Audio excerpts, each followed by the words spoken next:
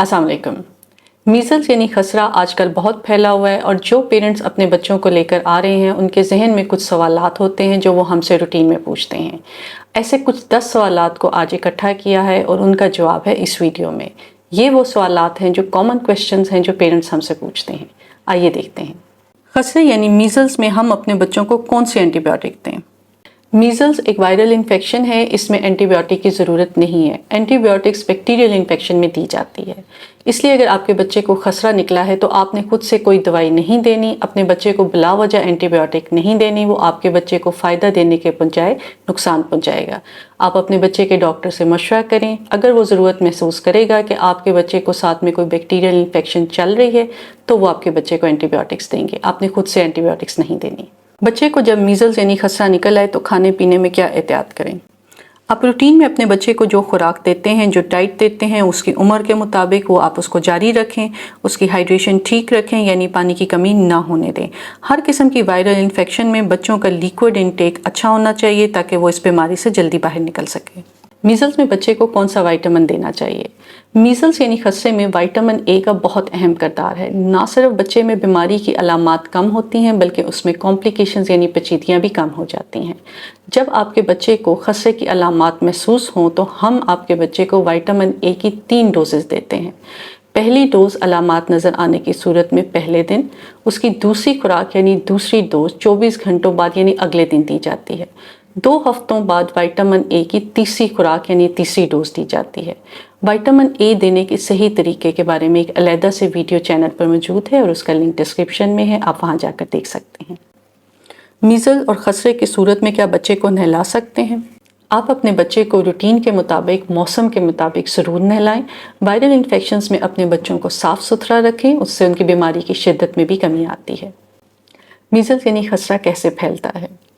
Measles एक viral infection है और ये सांस की नाली से जिस्म के अंदर दाखिल होता है। यानी जब बच्चे खांसते हैं, सांस लेते हैं तो ये वायरस हवा में जाता है और जो भी इस हवा में सांस लेता है उसके सांस की नाली में ये वायरस जिस्म के अंदर दाखिल हो जाता है। जब बच्चे खांसते हैं और वो उस कमरे से चले भी जाएं तो भी 2 घंटे तक ये जरासीम, ये वायरस हवा में रहते हैं और इर्द गिर्द के लोगों को इन्फेक्ट करते हैं। ऐसे बच्चे जिनकी आंखों से पानी निकलता है जब वो अपनी आंखें मलते हैं, या मदर्स या केयर टेकर जो भी उनकी आंखें साफ़ करते हैं, जब वो उनकी आंखों को साफ़ करते हैं तो ये वायरस उनके हाथों पर लग जाते हैं और इस तरीके से भी ये वायरस एक से दूसरे को मुंतकिल हो सकते हैं। इसलिए आपने सफाई का बहुत ख्याल रखना है और अपने हाथ बार बार धोने हैं। और घर में अगर बूढ़े लोग मौजूद हैं, बुज़ुर्ग अफराद हैं और प्रेगनेंट ख़वातीन हैं तो अपने हाथ लाजमी धोएं और मास्क का इस्तेमाल करें। किन अलामात की सूरत में डॉक्टर पास अपने बच्चे को फ़ौरन लेकर जाना चाहिए? अमूमन जब खसरे की रैश आती है तो बुखार की शिद्दत कम होना शुरू हो जाती है, लेकिन अगर आपके बच्चे के बुखार का ज़ोर नहीं टूट रहा बल्कि ज़्यादा होता जा रहा है तो अपने डॉक्टर से लाजमी मशवरा करें। अगर आपका बच्चा ढीला पड़ रहा है, दूध नहीं पी रहा, उसकी आंखें अंदर को जा रही हैं यानी वो डिहाइड्रेट हो रहा है और यूरिन कम कर रहा है, या आपका बच्चा सांस तेज़ ले रहा है, उसकी पसलियाँ चल रही हैं, उसको झटके पड़ रहे हैं, या वो पतले पखाने कर रहा है। इसके अलावा अगर आपके बच्चे के कान से रेशा आ रहा है तो इन अलामात की सूरत में आप अपने बच्चे के डॉक्टर से फौरी तौर पे मशवरा करें। हमारे पास हॉस्पिटल में जो बच्चे आ रहे हैं, ज़्यादातर बच्चे वो हैं जो अनवैक्सीनेटेड हैं, यानी उन्हें खसरे के ख़िलाफ़ हिफाज़ती टीका नहीं लगा हुआ। अब पेरेंट्स का सवाल ये होता है कि अब हमारे बच्चे को खसरा निकल आया है और वो ठीक भी हो गया है, तो क्या अब हम उसको खसरे का हिफाज़ती टीका लगवाएं या नहीं? हमारे हिफाज़ती टीकों के शेड्यूल के मुताबिक खसरे के 2 इंजेक्शंस लगते हैं। एक MR1 है जो 9 माह की उम्र में लगता है और एक MR2 है जो 15 माह की उम्र में लगता है। आपने अगर अभी तक अपने बच्चे को वैक्सीनेशन नहीं कराई और उसको मीज़ल्स की रैश निकल आई है और अब वो ठीक भी हो गया है, तब भी अब 4 से 6 हफ्तों बाद अपने हिफाज़ती टीकों के सेंटर पर लाजमी जाएं, क्योंकि हमारे शेड्यूल के मुताबिक MR का टीका लगता है जो कि ना सिर्फ खसरे बल्कि रुबेला के ख़िलाफ़ भी बच्चों को हिफाजत देता है। और आपके बच्चे की इम्यूनिटी मजबूत करने के लिए ज़रूरी है कि उसके हिफाज़ती टीकों का कोर्स मुकम्मल हो।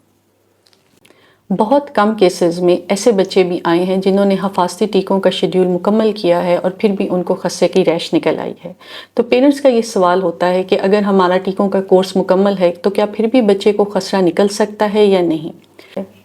सिर्फ 2 से 3% केसेस में इस बात का चांसेस हैं कि वैक्सीनेशन के बावजूद आपको बच्चे को खसरा निकल आए, लेकिन इन बच्चों को जो खसरे की अलामात आती हैं वो बहुत हल्की फुल्की होती हैं, बहुत थोड़ी सी अलामात आती हैं और बच्चे मुकम्मल तौर पर बहुत जल्द बेहतर होकर ठीक हो जाते हैं। خسرہ ایک جان لیوا بیماری ہے۔ آپ نہ صرف اپنے بچوں کو بلکہ گھر کے باقی افراد کو اس بیماری سے صرف اسی صورت میں بچا سکتے ہیں کہ آپ کے گھر میں جتنے بھی بچے 9 ماہ سے اوپر ہیں ان کا حفاظتی ٹیکوں کا شیڈیول مکمل ہو۔ اپنے اور اپنے بچوں کا خیال رکھیے گا۔ بہت شکریہ۔